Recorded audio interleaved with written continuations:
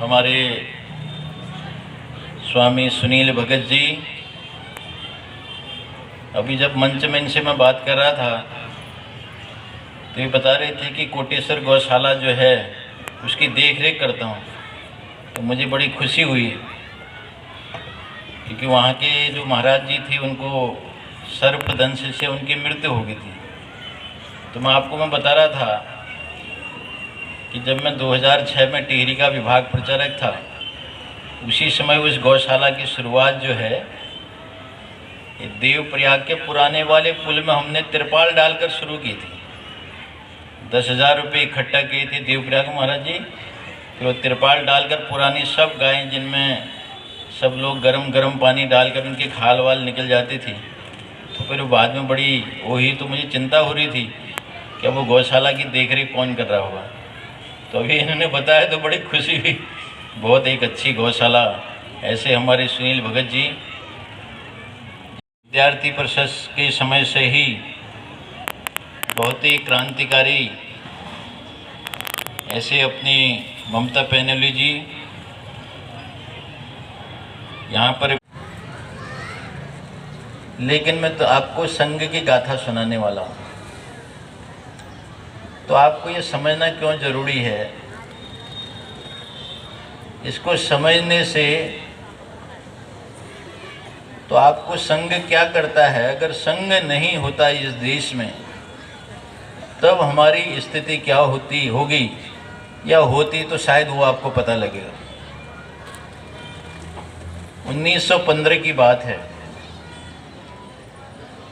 1915 में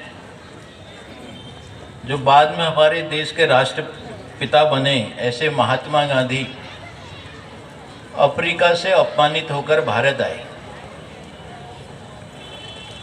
जब अपमानित होकर भारत आए 15 में, ठीक उसी समय जिन्होंने आरएसएस की स्थापना की, राष्ट्रीय स्वयंसेवक संघ की शुरुआत की, ऐसे डॉक्टर केशवराव बलिराम हेडगेवार भी कलकत्ता नेशनल मेडिकल कॉलेज करके नागपुर लौटे।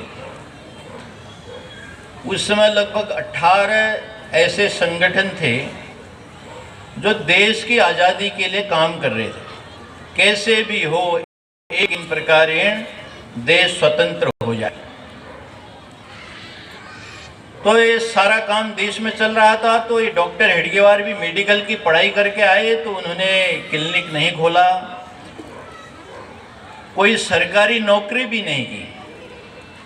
लेकिन आने के बाद वो भी नागपुर में कांग्रेस में सम्मिलित हो गए। आज़ादी के लिए काम करने वाला भारतीय राष्ट्रीय कांग्रेसी थी और बहुत कम आयु में सक्रिय इतने हुए को छोड़कर, तब वो मध्य भारत प्रांत कहलाता था, उसके वो मंत्री बन गए। और मंत्री बनने के साथ ही साथ इतनी तीव्र प्रतिभा थी, 1920 के नागपुर के अखिल भारतीय कांग्रेस अधिवेशन को सफल करने की जिम्मेदारी उनको दी गई। वो भी बहुत सफल हुआ। मैं आपको बहुत कम उसमें बता रहा हूँ। जब ये सारा आंदोलन चल रहा था देश में, उनके मन में एक विचार आता था। तो वे कहते थे कि भाई सारा देश इस समय आज़ादी के लिए काम में लगा है। प्रथम विश्व युद्ध हुआ, अंग्रेज कमजोर हो गए, और जैसे अंग्रेज कमजोर हुए तो सबको ये बात लगने लगी कि अब जो है आज नहीं तो 10-20 वर्षों के बाद अब देश स्वतंत्र हो ही जाएगा। लेकिन हमको वो कारण खोजने चाहिए जिन कारणों के कारण से भारत को 1000 वर्ष तक कहीं गुलामी के रूप में, कहीं अंग्रेजों के रूप में, कहीं मुगलों के संघर्ष करना पड़ा। तो लोगों के पास उत्तर नहीं होता था। तो उनको कुछ लोगों ने बताया कि भारत विश्व गुरु था, भारत की जीडीपी दुनिया में सबसे अधिक धनवान देश था, जितना अभी अमेरिका है उससे भी आगे भारत था।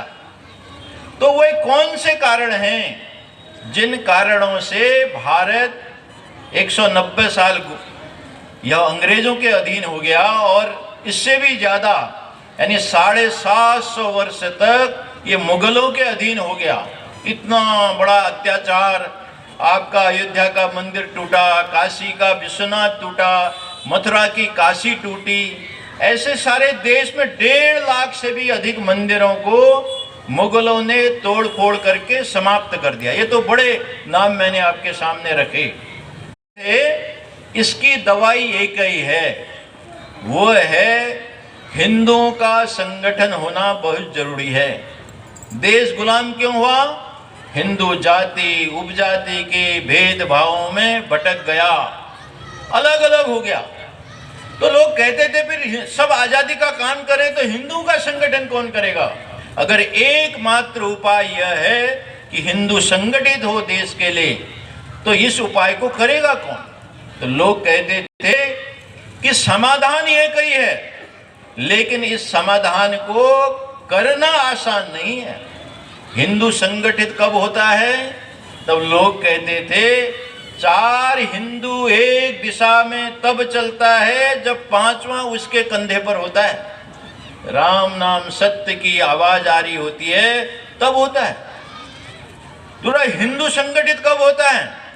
वो कहते थे हिंदुओं को संगठित करना यानी जिंदे मेढकों को तराजू पर तोलने जैसा है।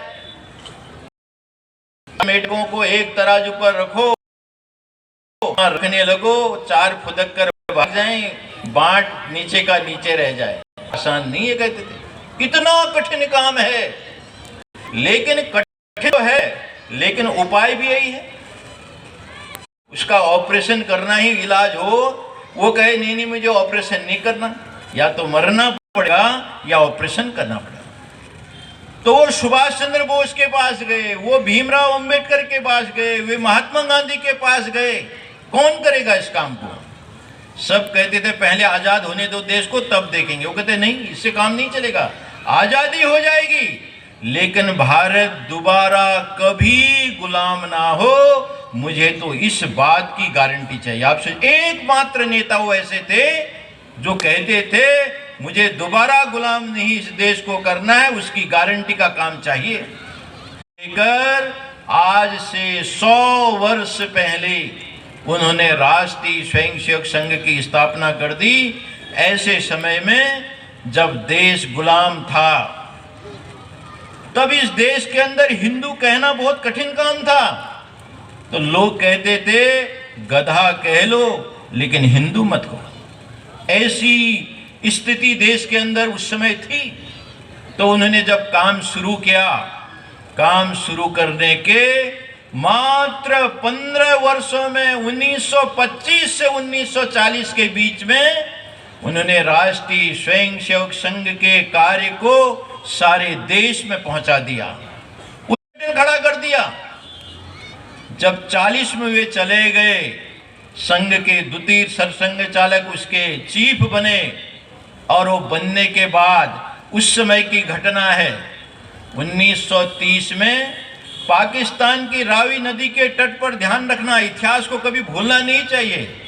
अखिल भारतीय कांग्रेस का कार्यक्रम हुआ था, सबने रावी तट का जल हाथ में लिया और सबने संकल्प लिया था कि भारत को हम पूर्ण स्वराज्य किए बगैर नहीं मानेंगे, हमको पूर्ण स्वतंत्रता चाहिए। लेकिन स्थिति क्या हुई? 1947 में भारत माता के 2 टुकड़े हो गए, एक पाकिस्तान बन गया, एक भारत बन गया।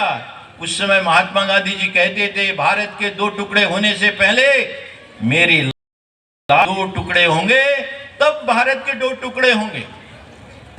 लेकिन इसका आप दुर्भाग्य देखिए, ये इतिहास की चीजों को जब हम स्मरण रखते हैं, आने वाली पीढ़ियों को जब बताते हैं, तब देश अच्छा बनता है, तब देश सुरक्षित रहता है। भाई और बहनों, 1947 में भारत का जब विभाजन हुआ, लोगों ने पूछा नेहरू जी से, महात्मा गांधी जी से, आपने देश का विभाजन करा दिया।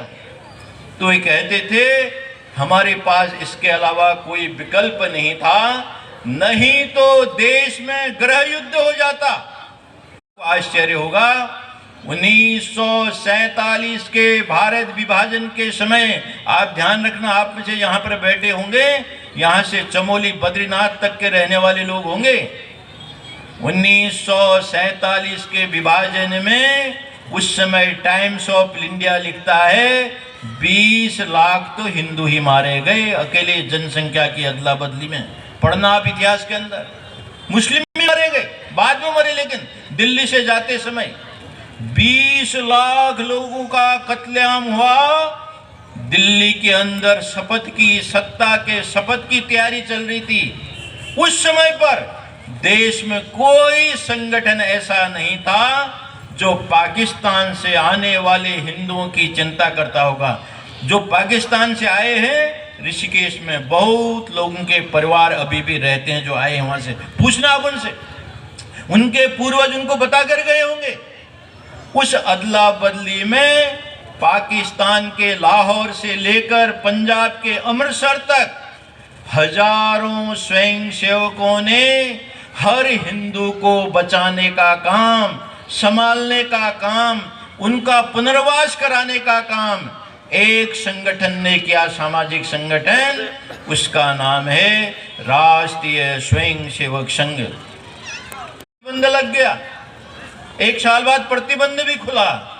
आप सबको आश्चर्य होगा, आप उत्तराखंड के रहने वाले हैं।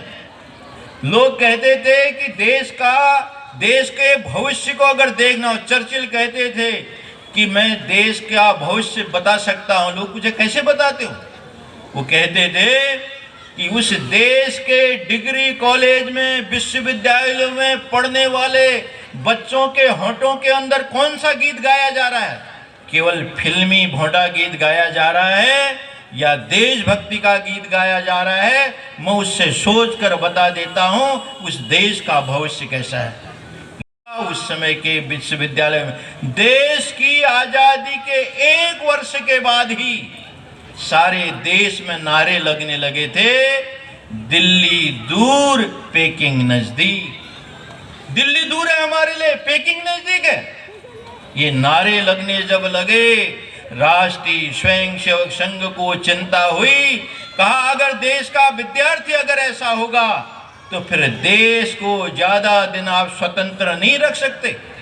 आप 1 वर्ष के बाद ही चिंतन करके राष्ट्रीय स्वयं सेवक संघ के 5 कार्यकर्ताओं ने विद्यार्थियों के बीच में काम प्रारंभ किया। 9 जुलाई 1949 को अखिल भारतीय विद्यार्थी परिषद की स्थापना की और यह विद्यार्थी परिषद आज विश्व का सबसे बड़ा संगठन खड़ा हो गया। और उसने नारा बदल दिया, बोले ये नहीं चाहिए हमको, दिल्ली दूर पेकिंग नजदीक के नारे नहीं चाहिए। तो ये कहते हैं विद्यार्थियों के मुंह से नारे निकलने लगा, कश्मीर हो या गुवाहाटी, अपना देश अपनी माटी। देश के विद्यार्थियों का नैरेटिव बदला। आज आपको आश्चर्य होगा, दुनिया के अनेक देश विद्यार्थियों का संघ चलना चाहिए, उसके लिए उन्होंने अभी चाइना, रशिया, जर्मनी ऐसे 7 देशों के अंदर विद्यार्थी परिषद के अपने नेताओं को वहां आमंत्रित किया था। 1 वर्ष में खड़ा हो गया। मध्य प्रदेश के मुख्यमंत्री बने शुक्ला जी, आप ध्यान से सुनिएगा। उन्होंने सोचा कि चलो शपथ लेने के बाद हम कुछ दिनों के बाद वो छत्तीसगढ़ गए। जब वो छत्तीसगढ़ गए, रायपुर उतरे, सारे रायपुर में एक नारा लगने लगा, Shukla ji go back, Shukla ji go back, मुख्यमंत्री गो बैक, मुख्यमंत्री वापस जाओ। उनको बड़ा आश्चर्य हुआ, मात्र 3 वर्ष हुए हैं देश की आजादी के, वे कहने लगे ये छत्तीसगढ़ का वनवासी क्षेत्र हमारा नहीं है। तो वो वापस आए, स्वयं उन्होंने राष्ट्रीय स्वयं सेवक संघ से संपर्क करके कहा आप सब लोग अगर वनवासियों के बीच में कार्य नहीं खड़ा करेंगे, छत्तीसगढ़ में काम खड़ा नहीं करेंगे, एक पाकिस्तान जैसा छत्तीसगढ़ फिर बन जाएगा।